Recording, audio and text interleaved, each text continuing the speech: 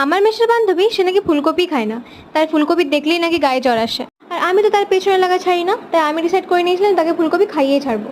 যেমন কথা তেমনি কাজ, বসে পড়লাম ফুলকপি বানাতে। বাজার থেকে ছোট্ট একটা ফুলকপি এনেছিলাম, আজ সেটা দিয়েই বানাবো। আর বেশি যদি হয়ে যায়, তাও যদি না খায়, তাই একটু কম কম দেবো। আজ এমন মশলা কষিয়ে সুন্দরভাবে বানাবো যে সে খেতে বাধ্য হবে। ভালোভাবে রাঁধতে জানলে এ কি কোনো অংশে কম যাবে নাকি মাংসের থেকে? এত কিছু বোঝানোর পরে যদি সে বোঝে না, তখন তাকে খাইয়েই বোঝাতে হবে।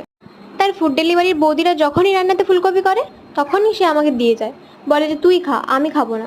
আর তার পরিবর্তে আমি যা রান্না করি সে ওটা খেয়ে নেয়। আরে ফুলকপি তো কোনো বাজে জিনিস না, এর মতো কোনো সবজি হয় তোমরাই বলো।